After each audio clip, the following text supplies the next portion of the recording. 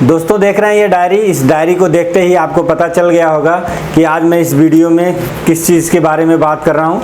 इसमें पेन भी है और हिसाब भी लिखा हुआ है।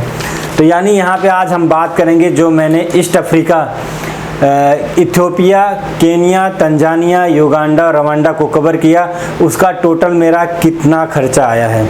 दोस्तों इस वीडियो में हम बात करेंगे सिर्फ खर्चे में, वो है फ़्लाइट का खर्चा और जो एक देश से दूसरे देश मैंने बाय बॉर्डर गया हूँ उसका खर्चा है। इसमें होटल का चार्ज और जो है वहाँ पे जो मैंने ट्रैवलिंग किया, जो इधर उधर घूमा, उसका नहीं है, ठीक है। और नेक्स्ट वीडियो मेरा होगा कि मैंने जो है रूट कैसे लिया, मतलब पहले मैं केनिया गया तो केनिया से तंजानिया कैसे गया, तंजानिया से फिर केनिया क्यों आया, युगांडा क्यों गया, रवांडा कैसे गया, इसका रूट का बात करेंगे। और 17 दिन का जो मैंने प्लान बनाया तो 17 दिन के प्लान में मैंने कहाँ कहाँ पे विजिट किया, ठीक है, कि कितने दिन केनिया था, कितने दिन तंजानिया था, कितने दिन युगांडा था।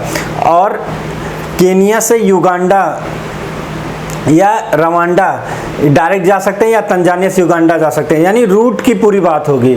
और एक सवाल का और भी जवाब मिलेगा आपको कि जैसे आप केनिया में जाते हैं, आपने वीज़ा ले लिया और एग्जिट हो जाते हैं, दोबारा केनिया के अंदर आप एंट्री करते हैं, दोबारा वीज़ा लेना पड़ेगा या आपको वीज़ा देंगे कि नहीं, इसके बारे में, ठीक है। तो आप ये वीडियो देखना, आपको अच्छा लगेगा। और इसके बाद में एक और वीडियो होगा, उसमें हम बात करेंगे वीज़ा के बारे में, Kenya visa, Uganda visa, Rwanda visa और तंजानिया का वीज़ा है ही। ईस्ट अफ्रीका का वीज़ा मैंने बता दिया है, जिसमें आप ईस्ट अफ्रीका वीज़ा में केनिया, युगांडा, रवांडा का वीज़ा ले सकते हैं। और अलग अलग से क्यों वीडियो बनाऊँगा वीज़ा का, वो भी मैं उसमें बता दूँगा। तो अगर अभी तक चैनल को सब्सक्राइब नहीं किए हैं तो पहले चैनल को सब्सक्राइब कर लें और साथ में जो है इंस्टाग्राम पे फॉलो कर लें, क्योंकि जब भी आपके मन में ढेरों सारे सवाल होते हैं तो आपका मन करता है बात करने का। तो इंस्टाग्राम आपके लिए बहुत ही जो है बेस्ट ऑप्शन है। और लिंक इंस्टाग्राम का मैंने नीचे दिया है, मेल भी दिया है, और जो है आप मुझे वीडियो सेक्शन में कमेंट करके भी पूछ सकते हैं अपनी जो भी रिक्वायरमेंट है। आपको बहुत ज़्यादा ज़रूरी हो तो इंस्टाग्राम पे मुझे कॉल भी कर सकते हैं। अब सीधा चलते हैं खर्चे के ऊपर और कहाँ से जर्नी लिया मैंने। तो दोस्तों ये जर्नी मैंने स्टार्ट करी थी मुंबई से। मुंबई क्यों? अगर मैं दिल्ली से केनिया की फ़्लाइट ले रहा था डायरेक्ट तो मुझे बहुत महंगा पड़ रहा था, आई थिंक 17-18 हज़ार रुपये पड़ रहे थे। लेकिन वही फ़्लाइट मैंने जब मुंबई से लिया तो मुझे 11 हज़ार रुपये में पड़ी। इसलिए मैंने ये यात्रा अपनी जो है मुंबई से चालू किया। आप चाहो तो राजधानी से भी दिल्ली से मुंबई जा सकते हो, तो आपका 2-3 हज़ार रुपये में पहुँच जाते हो, तब भी आप 13-14 हज़ार रुपये में ईजिली केनिया पहुंच जाते हो। लेकिन अगर आप दिल्ली से लेते हैं तो दिल्ली से केनिया की फ़्लाइट थोड़ी सी महंगी है। तो मैं बता दूं, सबसे पहले मैंने फ़्लाइट लिया मुंबई से, वो फ़्लाइट मैंने लिया केनिया के लिए, और जो मुंबई से केनिया की फ़्लाइट थी वो 11 हज़ार रुपये की थी। और मुंबई से जो फ़्लाइट चली है तो पहले इथियोपिया रुकी है, इथियोपिया में 4-5 घंटे का लेओवर था। इसके बाद में मैं केनिया पहुँचा हूँ। अब इथियोपिया में लेओवर का कोई रोल नहीं है, 3-4 घंटे आप कहीं बाहर नहीं जा सकते। उसके लिए मैं बता दूंगा अभी लास्ट में कि कैसे आप इथियोपिया में भी वीज़ा ले सकते हैं अगर आप पास वीज़ा नहीं, और वहाँ भी घूम सकते हैं। तो जब मैंने केनिया पहुंच गया तो वहाँ मेरा 11 हज़ार रुपया लगा।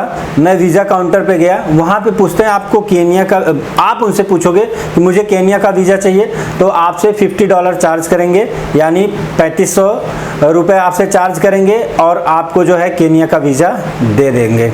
लेकिन यहाँ पे एक पेच है, अगर आप केनिया का वीज़ा लेते हैं तो $50 देना पड़ेगा, युगांडा का वीज़ा लेते हैं फिर $50, रवांडा का लेते हैं फिर $50, तंजानिया का लेते हैं फिर $50 और इथियोपिया लेते हैं फिर $50, यानी 5 कंट्री के आपके लग गए कितने, $250। लेकिन अगर आप केनिया में एक ऑप्शन देता है कि आप लेते हैं ईस्ट अफ्रीका वीज़ा, जिसमें एक ही वीज़ा 3 कंट्री में काम करता है। अगर 3 कंट्री वीज़ा लेते हैं तो $150 अलग अलग पड़ता है। लेकिन अगर आप एक साथ में वीज़ा लेते हैं ईस्ट अफ्रीका तो आपका जो है $100 में मिल जाता है। हालांकि इसके डिस्कस करेंगे हम नेक्स्ट वीडियो में, मैंने बताया है वहाँ पे बात करेंगे ईस्ट अफ्रीका वर्सेस जो है अलग अलग वीज़ा, ठीक है। तो मैंने उनसे क्या किया, $100 में 3 कंट्री का वीज़ा ले लिया। तो यहाँ पे मुझे $100 यानी 7 हज़ार रुपये मेरे और लग गए और मैं जो है केनिया के अंदर पहुंच गया। तो 11,000 लगा और 7,000 लगा, आप जोड़ते चलिए, हालांकि लास्ट में प्लस करके बता दूंगा। फिर मैंने केन्या से प्लान किया तंजानिया में जाने का। अब इसमें बड़ा इशू है कि केन्या से तंजानिया कहाँ जा सकते हैं। केन्या से तंजानिया में आप अरूसा जा सकते हैं। अरूसा उनका एक छोटा सा कोई स्टेट है या सिटी है तंजानिया का। या आप जो है जा सकते हैं मोशी। मैं मोशी गया था, वो पर्वत वगैरह के लिए फेमस है और नेचुरल चीज़ें बहुत है, गांव कबीले सब बहुत अच्छे हैं। और या तो आप तंजानिया के कैपिटल जाते हैं तो उसका बहुत लंबा सफ़र है, 12-14 घंटे के ऊपर लगता है, तो वहाँ आप जा सकते हैं। तो मैंने क्या किया कि केन्या से मैं मोशी चला गया। अब केन्या से मोशी आने जाने का किराया पड़ रहा था 2100 रुपया, ठीक है। और अगर आप केन्या से मोशी यानी तंजानिया 2100 रुपये में अप डाउन करते हैं तो आपको उसमें $50 और फीस का वीज़ा का फीस जोड़ना है। यानी 2100 रुपये में मैं नैरोबी, केन्या की जो कैपिटल है नैरोबी से मैं मोशी गया और मोशी से 2100 रुपये में फिर नैरोबी आ गया और $50 मेरा वो लगा। तो ना 2100 और 3500 रुपया ये मेरा तंजानिया इसी में फिनिश हो गया। इसके बाद में अब मुझे जाना था युगांडा और रवांडा, ठीक है। तो मैंने क्या प्लान किया कि आप वैसे तंजानिया से भी युगांडा और रवांडा जा सकते हैं, लेकिन उससे उधर के रूट लेना पड़ता है। लेकिन मुझे क्या था, मैंने आने जाने का लिया था तो मुझे शटल मिली थी तो सस्ता था, तो मैंने केन्या आया और केन्या से मैंने जो है युगांडा का बस लिया। जो बस युगांडा जाती है वही आगे रवांडा भी जा सकती है। उसके लिए 2 ऑप्शन होते हैं। जब आप जाते हैं उसका मेरा वीडियो देख लेना आप, मैंने लिंक में भी दिया हुआ है कि मैंने बताया हुआ कि नैरोबी से तंजानिया कैसे जा सकते हैं, उसका भी लिंक है। और आप केन्या से यानी नैरोबी से युगांडा कैसे जा सकते हैं बस द्वारा, और युगांडा से रवांडा कैसे बस द्वारा जा सकते हैं, तो इसका वीडियो है तो वो देख लेना। तो मैंने फिर क्या किया, नैरोबी यानी केन्या से मैंने बस लिया युगांडा के कंपाला के लिए। बहुत लोगों के मन में सवाल होता है यार कि युगांडा में कहाँ जाएं। मैं बता दूं, जैसे बॉर्डर से जुड़े हुए स्टेट होते हैं, सपोज दैट आपको राजस्थान जाना है, ठीक है। अब राजस्थान में आपका जयपुर भी आता है और आपका उदयपुर भी आता है। तो मैंने क्या किया है कि हरियाणा से एक तरह से राजस्थान में गया हूँ तो मैंने जयपुर चला गया। ऐसे मैंने क्या किया कि मैंने केन्या यानी नैरोबी से बस पकड़ा युगांडा के लिए, पर युगांडा का जो फर्स्ट स्टेट मिला यानी कंपाला, वहाँ पे मैं गया, ठीक है। तो वहाँ पे मैंने गया और वहाँ पे मुझे वीज़ा का खर्चा बिल्कुल नहीं देना पड़ा, क्योंकि मेरे पास ईस्ट अफ्रीका का वीज़ा था, तो वही वहाँ पे वीज़ा मेरा काम कर गया। यानी मुझे वहाँ पे $50 की एक तरह से बचत हो गई। बाद में ये बताना मैं भूल गया कि केन्या से युगांडा का बस का मेरा कितना लगा। तो केन्या से युगांडा का मेरा 2100 रुपया फिर से लगा, ठीक है। 2100 या 2400, इसी में मैं थोड़ा सा कंफ्यूज हूँ, फिर भी आप समझिए 2100 रुपया मैंने यहाँ पे लिखा है। यानी मैं नैरोबी से कंपाला पहुँच गया और 2100 रुपया में, और वीज़ा का नहीं लगा। इसके बाद में फिर मैंने प्लान किया युगांडा से यानी कंपाला से रवांडा जाने का। ये सब ऐसे स्टेप बाय स्टेप लगे हैं। जैसे आप इंडिया से नेपाल जाते हो, नेपाल से भूटान चले जाओ, भूटान से म्यांमार चले जाओ, मलेशिया, सिंगापुर, ये बॉर्डर जो लैंड के थ्रू आप जा सकते हो वो सटे हुए हैं। अब मैंने रवांडा में गया, किगाली उनका बॉर्डर क्रॉस करने के बाद में फर्स्ट स्टेट मिला। कैपिटल है या है ये मैं नहीं जानता, लेकिन मैंने वहाँ के उनका फर्स्ट स्टेट था, वो मैंने वहाँ पे गया। तो वहाँ पे मेरा मात्र 1300 रुपये में 7 घंटे के अंदर मैं पहुँच गया जो है किगाली में। और वहाँ भी मुझे वीज़ा का नहीं लगा, क्योंकि मैंने ईस्ट अफ्रीका का पहले ही $100 दिया है। अगर यही ईस्ट अफ्रीका वीज़ा नहीं होता तो मेरा 50 $150 लगते, तो यानी $50 मेरे बच गए। तो 1300 रुपये बस का लगा, जितना दिन भी रहा। उसके बाद हमारे मन में प्लान आया कि हम अगर जो है किगाली से यानी रवांडा से युगांडा जाते हैं और युगांडा से फिर केन्या जाते हैं बस से, तो ये जो है बहुत ही थकाऊ हो जाता है। ऐसे में मैं बहुत ज़्यादा जो है थक गया था, क्योंकि आप समझो केन्या से आपका युगांडा लगभग जो है लग जाता है 14-15 घंटे बस से, फिर आप वहाँ रुकते हैं, फिर आपको वही 12-13 घंटे लगभग होटल तक पहुँचे ना, वैसे 7-8 घंटे में आप रवांडा पहुँचते हैं यानी किगाली पहुँचते हैं। तो मैंने प्लान किया, अभी मेरा जो है 4 कंट्री हो गया, तो मेरा प्लान था कि मैं जो है इथियोपिया कैसे करूं, ठीक है, और मुझे इथियोपिया में ज़्यादा से ज़्यादा दिन रुकना था। तो मैंने क्या किया, ठीक है, इंटलवे एयरपोर्ट पे गया उनके, और वहाँ से मैंने बाई फ्लाइट जो है वो इथियोपिया गया।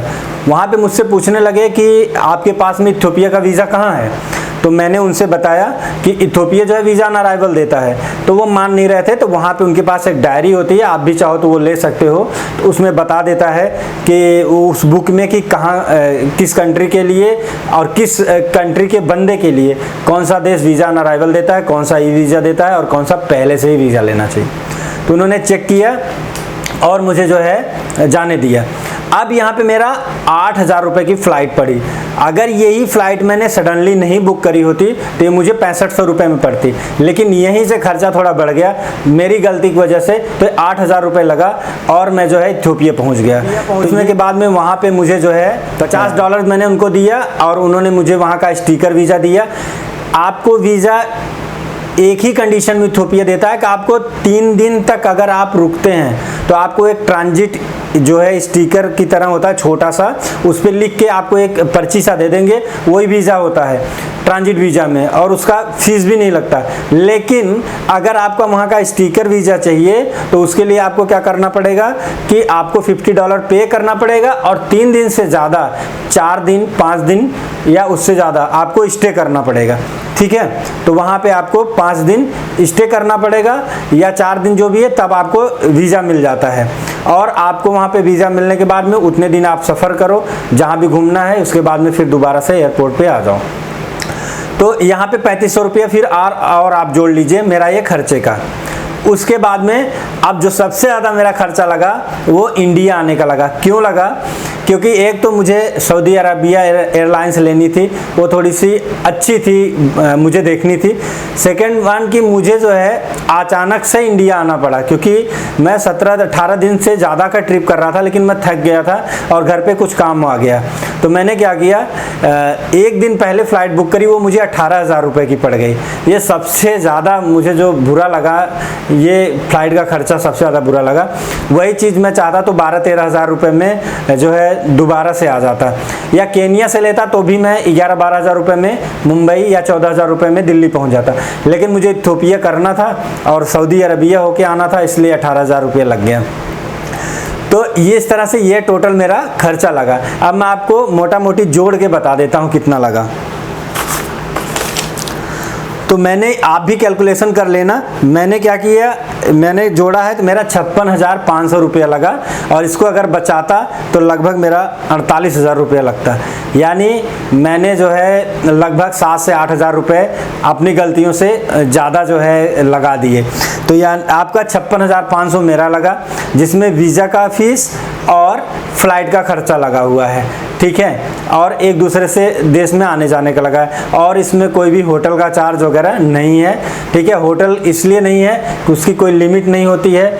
आप चाहो तो 700 रुपये वाले होटल में रहो, आप चाहो तो 7,000 में रहो, आप चाहो खाने में नॉर्मल चीज़ खाओ, 200-250 रुपये पर प्लेट पड़ता है, आप चाहो 1,000 रुपये खा, चिकन चाहिए, मटन चाहिए, बियर चाहिए, ये चाहिए, वो चाहिए, इसलिए उसका कोई खर्चा नहीं होता है। तो आप अपने हिसाब से कर सकते हो। चूँकि मैं सोलो ट्रैवलर हूँ तो मैं इस हिसाब से करता हूँ, खर्चा कम से कम करता हूँ। अब इसके बाद में ये आप देख रहे हैं टोटल ट्रिप मेरा 5 देशों का फिनिश हो गया, 56,500 मेरा खर्चा लगा। फिर से आपको एक रफली बता देता हूँ, मुंबई से केनिया का 11,000 रुपये फ़्लाइट का लगा और $100 फीस का, यानी 7,000 रुपया ये लगा, 18,000 रुपया हो गया। फिर मेरा जो है 2100 रुपया आने जाने का लगा, तंजानिया से केनिया और केनिया से तंजानिया, $50 और लगा, यानी 3500 रुपया वीज़ा का लगा। इसके बाद में केनिया से युगांडा, वो 2100 रुपया लगा मेरा बस का, और फिर जो है मेरा युगांडा से रवांडा, वो मेरा लगा 1300 रुपया बस का, और फिर ये का 8,000 फ्लाइट का लगा, और 18,000 रुपया जो है मेरा दिल्ली में आने का लगा, ठीक है। तो इस तरह मेरे 56,500 रुपये लगे। और आप चाहो तो देख लो इसमें क्या कम कर सकते हो, समय से पहले प्लानिंग करोगे, आपको प्लानिंग का मैंने बता दिया। और हाँ, वीडियो आपने देखा तो लाइक का बटन ज़रूर दबाए भैया, आप लाइक का बटन नहीं दबाते हैं ना, इसलिए वीडियो में वो मतलब चाहे 10 ही लोग देखिए, लेकिन 10 लोग लाइक का बटन अगर अच्छा लगे तो ज़रूर बताइए, क्योंकि उससे क्या हमें भी प्रोत्साहन मिलती है। और चैनल को सब्सक्राइब करिए। अगर आपको और ज़्यादा वीडियो चाहिए तो जो है कम से कम वीडियो को सपोर्ट करिए, लोगों को शेयर करिए, अपने दोस्तों भी चैनल को सब्सक्राइब कराइए। आने वाले टाइम में मैं आप लोगों को खुद अपने साथ की एक ट्रिप कराऊंगा और कुछ ना कुछ उसमें खर्चा मैं भी आपका बहन करूंगा। तो इस तरह अगर चैनल थोड़ा ग्रोथ करेगा तो वीडियो बनता रहेगा, नहीं तो मैं तो सोलो ट्रैवलर हूं, ऐसे ही ट्रैवल करता रहूंगा, कोई ज़्यादा फ़र्क नहीं पड़ता है। लेकिन यूट्यूब इसलिए है कि अगर आप उसमें मेहनत कर रहे हो, 6 घंटे 7 घंटे दे रहे हो, तो उससे भी आपका कुछ ग्रोथ हो, उससे भी कुछ जो है इनकम आती रहे। और इसके बाद नेक्स्ट वीडियो वीज़ा के बारे में है, चारों कंट्री का। और जो है ये बताऊंगा नेक्स्ट वीडियो में कि मैंने रूट कैसे बनाया, रूट कैसे चूज़ किया उसके बारे में, और बाय बॉर्डर कैसे जाते हैं, सेफ्टी का क्या है, ये इसका भी वीडियो आने वाला है। जस्ट इसी के लिंक के नीचे शायद मिल जाएगा आपको, तो आप देख लीजिएगा। वीडियो अच्छा लगा है तो बताइएगा ज़रूर, कमेंट ज़रूर करिएगा, लाइक करिएगा और शेयर करिएगा। तो मिलते हैं फिर एक अच्छे और एक सच्चे वीडियो के साथ। तब तक के लिए bye bye, take care, thank you very much. बहुत बहुत अपना ख्याल रखना।